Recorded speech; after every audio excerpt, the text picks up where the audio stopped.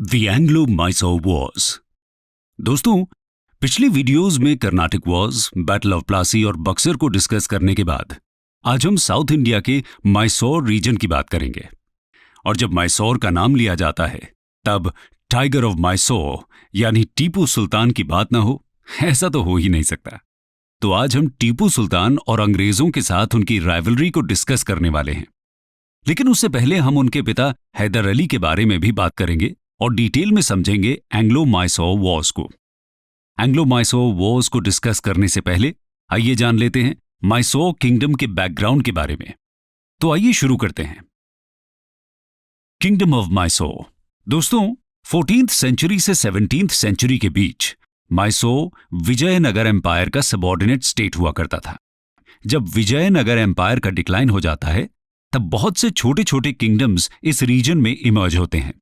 ऐसा ही एक independent Hindu kingdom 1612 में माइसोर में वोडियार डायनेस्टी के अंडर इमर्ज होता है। 17th सेंचुरी में नरसराजा वोडियार और चिक्कराजा वोडियार के रूल के समय माइसोर की टेरिटरी का काफी एक्सपेंशन हुआ।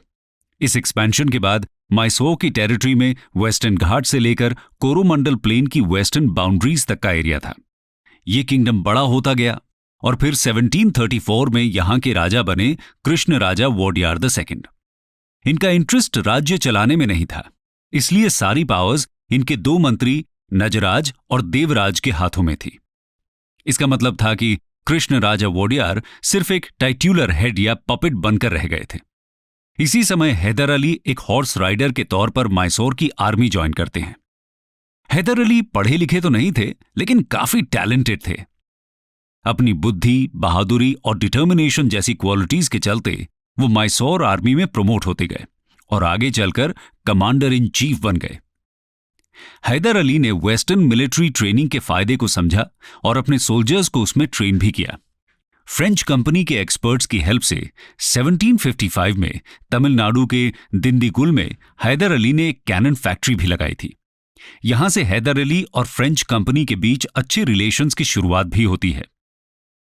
यहां तक कि कर्नाटिक वॉर्स के समय हैदर अली और उनकी बटालियंस ने फ्रेंच कमांडर्स जैसे कि ड्यूप्लेक्स, काउंट डिलैली और डबसी के अंडर सर्व भी किया था। लेकिन माइसोर में एक वीक रूलर होने की वजह से मराठास और हैदराबाद के निजाम माइसोर पर लगातार हमला कर रहे थे, जिसकी वजह से माइसोर पॉलिटिकली और फाइनेंशियली वीक होने लगा था। इस सिचुएशन में माइसोर को एक स्ट्रांग लीडर की जरूरत थी। ऐसे में हैदर अली ने 1761 में तख्ता पलट कर दिया और माइसोर के सुल्तान बन गए। फिर 1761 और 1763 के बीच हैदर अली दौड़, बालापुर, बिदनूर, सेरा और मालाबार को कैप्चर कर लेते हैं। वो पॉलीगर्स यानी कि साउथ इंडिया के जमींदार्स और फ्यूडल लॉर्ड्स पर भी अपना कंट्रोल बना लेते हैं। इसके बाद पॉलीगर्स टाइम से रेवेन्यू जमा करने लगते हैं। इन सब रीजंस की वजह से माइसोर फिर से एक प्रॉस्परस स्टेट बनने लगा। दोस्तों, ये तो बात हुई माइसोर और उसके सुल्तान हैदर अली की। आइए अब जानते हैं कि इनकी टक्कर अंग्रेजों के साथ कैसे हुई। बात करते हैं फर्स्ट एंग्लो-माइसोर वॉर की। First एंग्लो-माइसोर war 1766 to 1769।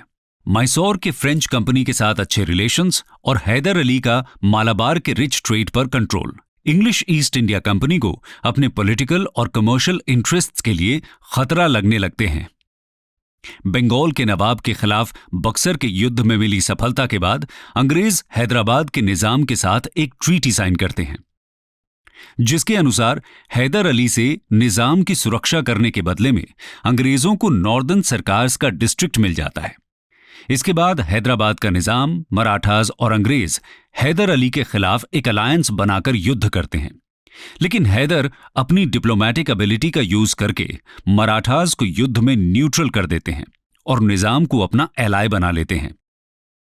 Haider Ali और ईस्ट इंडिया कंपनी के बीच वॉर कंटिन्यू रहता है और लगभग 1.5 years तक बिना किसी कंक्लूजन के चलता रहता है। फिर हैदर अपनी स्ट्रैटेजी चेंज करते हैं और अचानक मद्रास के सामने पहुंच जाते हैं। इससे मद्रास में कंप्लीट केओस और पैनिक की सिचुएशन हो जाती है, जिस वजह से अंग्रेज मजबूर होकर हैदर अली के साथ 4 अप्रैल 1769 को एक ट्रीटी साइन करते हैं, जिसे ट्रीटी ऑफ मद्रास बोला जाता है।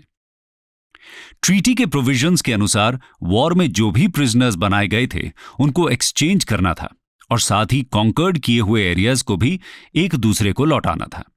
इसके साथ ही अंग्रेज हैदर अली से यह भी प्रॉमिस करते हैं कि अगर कोई और मैसूर पर अटैक करता है तो वो हैदर अली को हेल्प प्रोवाइड करेंगे। यह प्रोविजन आगे चलकर सेकेंड एंग्लो मैसूर वॉर का रीजन बनता है। तो चलिए समझते हैं ऐसा क्यों होता है। Second Anglo Mysore war 1780 to 84। दोस्तों, 1769 में first Anglo Mysore war and होता है और सिर्फ 11 साल बाद ही 1780 में मैसूर और ईस्ट इंडिया कंपनी फिर से आमने सामने होते हैं। इसका एक रीजन था अंग्रेजों द्वारा मद्रास की ट्रीटी का वायलेशन। होता यह है कि 1771 में मराठाज मैसूर पर अटैक कर देते हैं और ऐसे में जब Haidar Ali East India Company से हेल्प मांगते हैं तो वो हेल्प देने से मना कर देते हैं। इसकी वजह से मराठाज मैसूर को बहुत ज्यादा नुकसान पहुंचाते हैं और हैदर अली को मजबूर होकर मराठाज को 36 लाख रुपए देने पड़ते हैं शांति समझौते के लिए। इस वजह से Haidar Ali British East India Company से बहुत ज्यादा नाराज थे।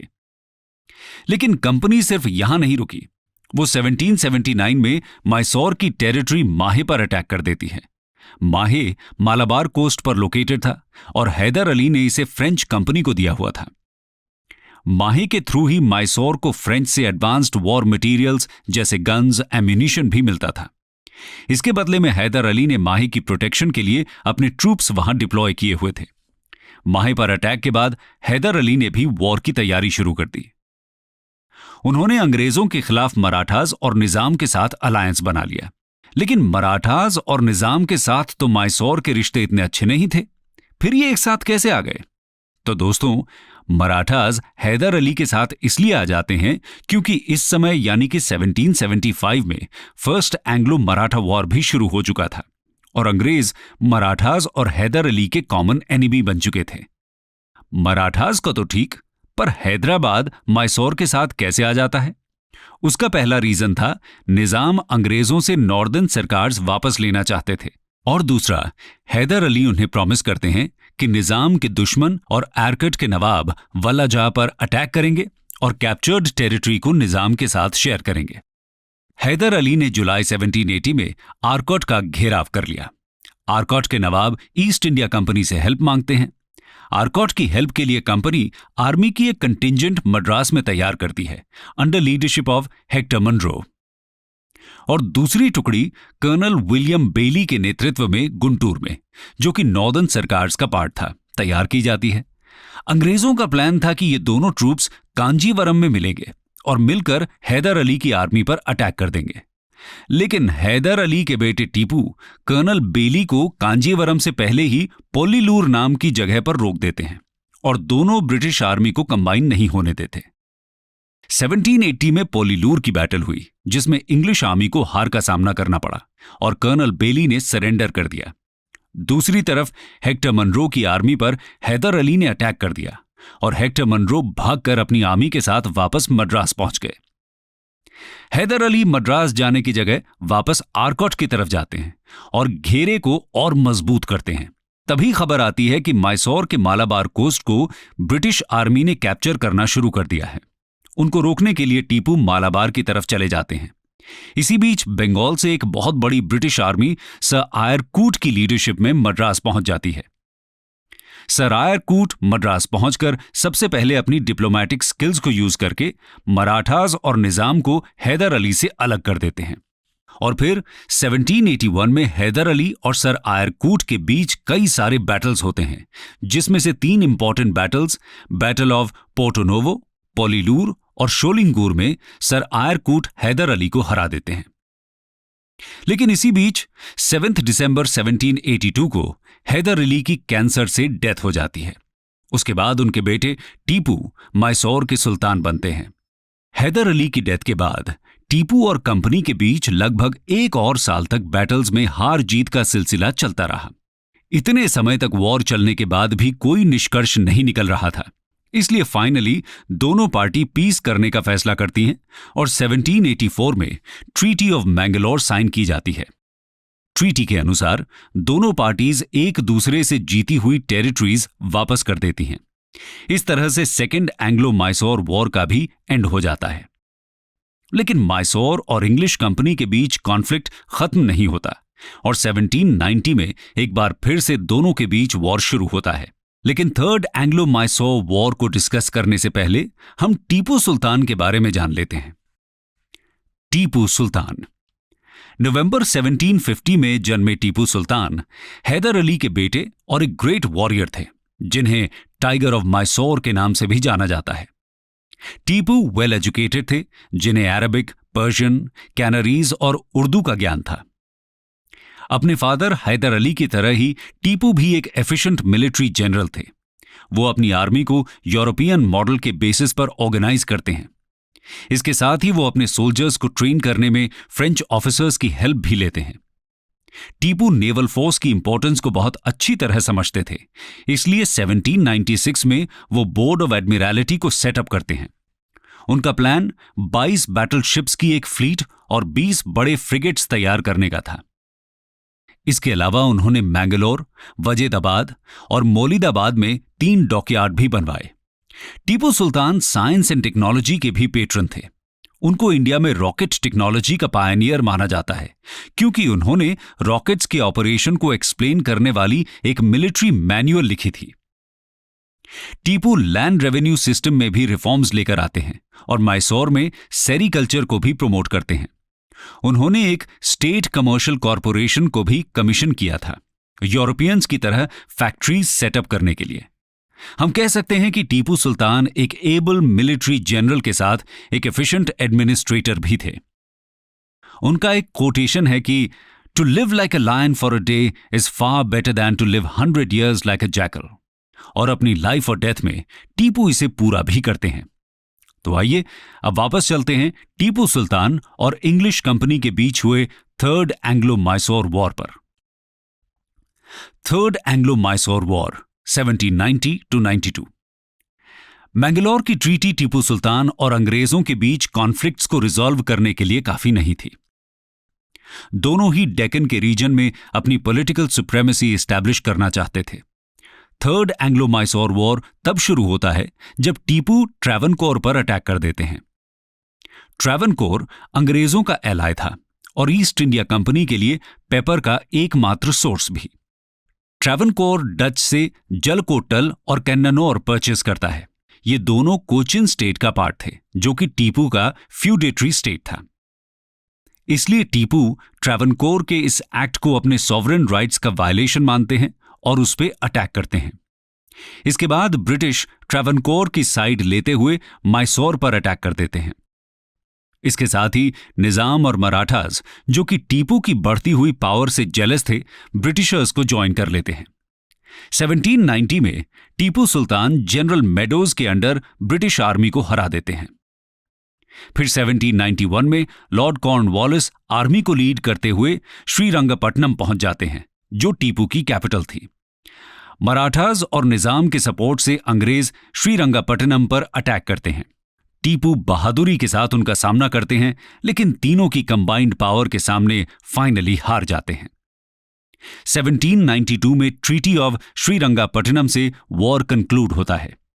इस ट्रीटी के अंडर माइसोर की लगभग आधी टेरिटरी ब्रिटिश, निजाम और मराठास के हाथों में चली जाती है। बड़ा महल, दिंडीगुल और मालाबार अंग्रेजों को मिलते हैं, जबकि तुंगभद्रा और उसकी ट्रिब्यूटरीज के आसपास के रीजन मराठास को मिल जाते हैं और निजाम को रिवर कृष्णा से पेन्नार तक का एरिया मिलता है। इसके अलावा वॉर डैमेज के रूप में टीपू से 3 करोड़ रुपए भी मांगे जाते हैं, जिसमें से हाफ अमाउंट को तुरंत पे करना था और बाकी को इंस्टॉलमेंट्स में। और इसकी गारंटी के लिए अंग्रेज टीपू के 2 बेटों को अपना हॉस्टेज बना लेते हैं। Third Anglo Mysore war south में टीपू की डोमिनेंट पोजीशन को डिस्ट्रॉय कर देता है और वहां ब्रिटिश सुप्रेमेसी को एस्टैब्लिश करता है। टीपू सुल्तान की पावर डिस्ट्रॉय तो हुई थी, लेकिन पूरी तरह खत्म नहीं। अंग्रेजों को अभी भी उनसे खतरा महसूस होता था, इसलिए 1799 में फिर से एक वॉर होता है। तो चलिए उसको भी डिस्कस करते हैं। Fourth Anglo Mysore war 1799। Treaty of Srirangapatnam में टीपू सुल्तान को काफी ह्यूमिलिएट होना पड़ा था, लेकिन फिर भी टीपू ट्रीटी की सभी कंडीशंस को पूरा करते हैं और ब्रिटिशर्स को वॉर कॉम्पनसेशन का बचा हुआ अमाउंट देकर अपने बेटों को भी रिलीज करवा लेते हैं। लेकिन टीपू को अपने ह्यूमिलिएशन का बदला भी चाहिए था, इसलिए वो 1792 से 1799 के बीच अपने सभी लॉसेस को रिकवर करते हैं और इसके साथ ही वो फ्रेंच ईस्ट इंडिया कंपनी से अपने रिश्ते अच्छे करते हैं। इसके लिए वो फ्रेंच ऑफिसर्स के द्वारा मैसूर में 1794 में जैकोबिन क्लब की एस्टैब्लिशमेंट का भी सपोर्ट करते हैं। जैकोबिन क्लब फ्रांस की एक रेवोल्यूशनरी ऑर्गेनाइजेशन थी जो फ्रांस में मोनार्की की जगह रिपब्लिकन गवर्नमेंट चाहते थे।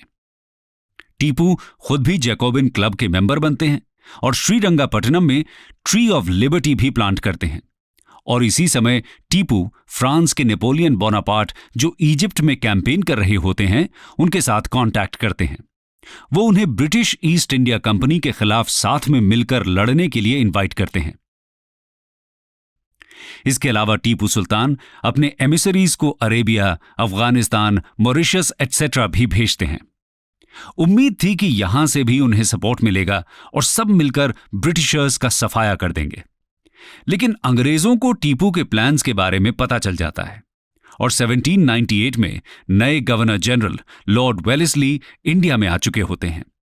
वेलेस्ली टीपू और फ्रांस के बीच बढ़ती हुई दोस्ती को लेकर काफी कंसर्न थे। टीपू की इंडिपेंडेंस को खत्म करने के लिए वेलेस्ली उन्हें सब्सिडियरी अलायंस की ट्रीटी पर साइन करने के लिए कहते हैं। जब टीपू सुल्तान ऐसी किसी भी ट्रीटी पर साइन करने से मना कर देते हैं, तब फोर्थ एंग्लो मैसूर वॉर की शुरुआत होती है। इस वॉर में भी मराठास और निजाम अंग्रेजों की हेल्प करते हैं, क्योंकि मराठास को टीपू की आधी टेरिटरी देने का प्रॉमिस किया जाता है और निजाम पहले ही अंग्रेजों के साथ सब्सिडियरी अलायंस साइन कर चुके थे इन 1798। ये वॉर 17 अप्रैल 1799 को शुरू होती है और 4 मई 1799 को श्रीरंगापट्टनम के फॉल के साथ खत्म हो जाती है। टीपू अपनी कैपिटल को बचाने के लिए बहादुरी से लड़ते हैं और इसमें उनकी मृत्यु हो जाती है। उनकी पूरी ट्रेजरी पर अंग्रेज कब्जा कर लेते हैं। लॉर्ड वेलेस्ली मैसूर किंगडम के सुंडा और हार्परनेली डिस्ट्रिक्ट्स मराठास को ऑफर करते हैं, लेकिन मराठास उन्हें लेने से मना कर देते हैं। निजाम को गूटी और गुर्रमकोंडा डिस्ट्रिक्ट्स दिए जाते हैं और ब्रिटिश अपने पास कनारा, वायनाड, कोयंबटूर, द्वारापुरम और श्रीरंगापट्टनम को रखते हैं। इसके बाद जो भी मैसूर स्टेट में बचता है वो पुरानी हिंदू डायनेस्टी यानी कि वोडियाज के एक माइनर रूलर कृष्णराजा III को दे दिया जाता है। कृष्णराजा III अंग्रेजों के साथ सब्सिडियरी अलायंस भी साइन कर लेते हैं। कंक्लूजन। तो दोस्तों, आज हमने समझा कि कैसे मैसूर और इंग्लिश कंपनी के बीच लगभग 32 सालों तक कॉन्फ्लिक्ट चला और इनके बीच 4 वॉर्स हुए। इसके साथ ही अंग्रेज कैसे इंडियन स्टेट्स की आपस की राइवलरी का फायदा उठाते हैं, यह भी हमें एंग्लो मैसूर वॉर्स में देखने को मिलता है। बिना मराठास और निजाम की हेल्प के अंग्रेज शायद मैसूर को कभी नहीं जीत पाते। और हमने टाइगर ऑफ मैसूर कहे जाने वाले टीपू सुल्तान के बारे में भी जाना।